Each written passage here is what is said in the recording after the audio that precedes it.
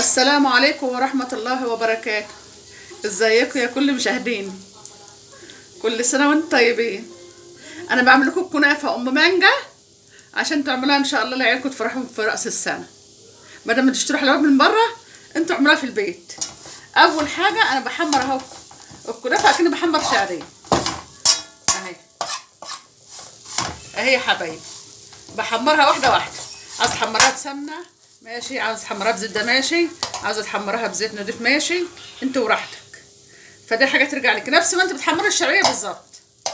اهي يا حبيبي بص ابتدت تحمر اهي. هوريها لكم خطوه خطوه عشان برضك تعملوها لعيالكم. وممكن انت لو مخزنه مانجا ولا حاجه لما تروحي تشتريها هتروحي تشتري الكيلو بكام؟ هتلاقيه ب 300 جنيه ب 250. لكن ديت حاجه ببيتك وهتوفر لك بس على قد الحاجه اللي عندك. فانا هوريكم عمايلها ازاي يا حبايبي. رجعت لكم تاني بعد ما حمرتها بالطريقه دي اهي. وخلي بالكم وانتوا بتحمروا لان هي حساسه جدا، فتحمروا ايه واحده واحده كده على نار هاديه اهي بالنظام ده. وهوريكم دلوقتي الكريمه لان معظم الحريم ما يعرفوش الكريمه بتتعمل ازاي وبيسالوني كتير عليها. فانا هخش عليها واقول لكم انا بعملها ازاي دلوقتي يا حبايبي. انا والكريمه ديت ممكن كوبايه كريمه على نص كوبايه سكر بودره. كوبايه كريمه على نص كوبايه سكر بودره. لازم يتحط لها سكر لان في ناس ما تعرفش وهم بيعملوا ما بيعرفوش انها بتحط عليها سكر، فلازم السكر هو اللي بيظبطها. وشويه ميه، نص كوبايه ميه ساقعه تحطوا عليها. مش شرط تحط لبن، مش شرط تحط لبن. انت ممكن ميه ساقعه ونص كوبايه سكر على كوبايه كريمه بتحطهم تضربهم بتبقى بالحال دي. انا لسه ما كملتهاش على فكره، فخلي بالكم يعني عشان في حريم ما تعرفش انها بتحط عليها سكر. بيسالوني بيقول لي الكريمه ما بتطلعش حلوه ليه؟ المفروض انها بتحط عليها سكر بودره وتخلطها كويس لغايه ما تفضل معاك وتبقى عامله كده. انا مش عايزه اشغل المضرب عشان ايه ما يعملش دوشه. وهوريكم برضه خطوه بخطوه معايا كده.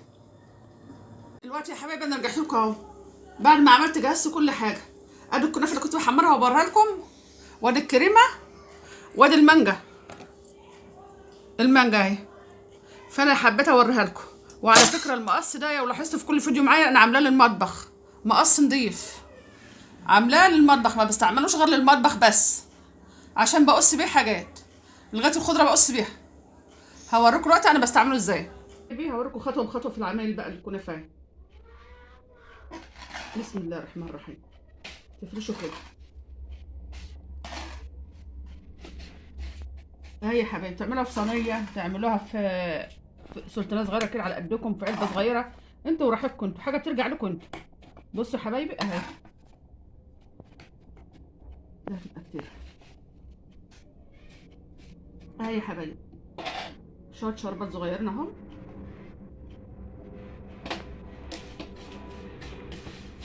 اهم يا حبايبي. انا بكترش الشربات عشان كل حاجه هتبقى فيها شربات اهو يا حبايبي. بسم الله الرحمن الرحيم.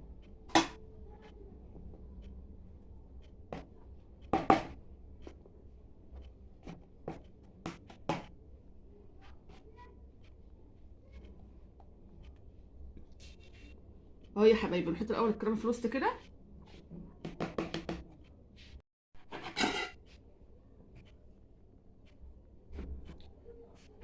تحط مانجا في الوسط كده يا حبايبي اهو.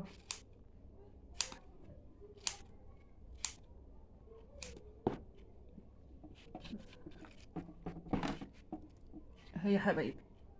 المقص بيساعد بسرعه عن ما تقطعي بالسكينه، وخصوصا لما تكون مانجا ايه متخزنه. انا عاملاها مفرزاها في الفريزر، مفرزاها في الفريزر اهو يا حبايبي. دلوقتي يا حبايبي اهو بعد ما حطيت في النص الكريمه والمانجا، حطيت الكريمه والمانجا، هقوم اغطيها بايه؟ بالكنافه اهو يا حبايبي كده اهي. اهي يا حبايبي بالنظام ده اهو يا حبايبي كده اهي.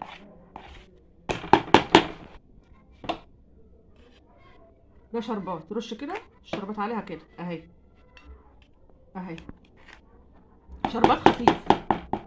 بتيجي بقى هنا تاني بتحط بقى الكريمه، كريمه اهي اهي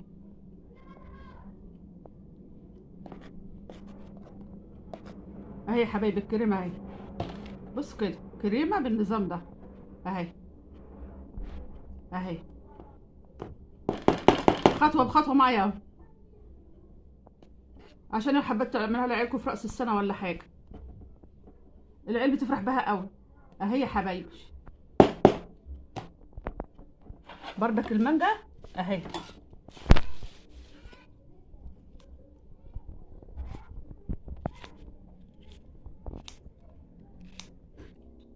اهو يا حبايبي. كده انا بحط شربات على الوش عشان يدي لمعه. بص اهو يا حبايبي، انا حاطه شربات على الوش عشان يدي لمعه. شايفين بتلمع ازاي والقطعه بتاعتها ازاي؟ يعني اللي ياخد معلقه منها هيطلع الحته منها. وقول لي ايه رايكم، اللي عجبته يقول لي، ويا ريت تعملوا لي متابعه عشان يوصل لكم كل جديد من عند ام زياد. ويا رب كده يعجبكم. حبيت تعملوها لعيالكم اعملوها. على فكره انا قلت لكم ان المانجا دي انا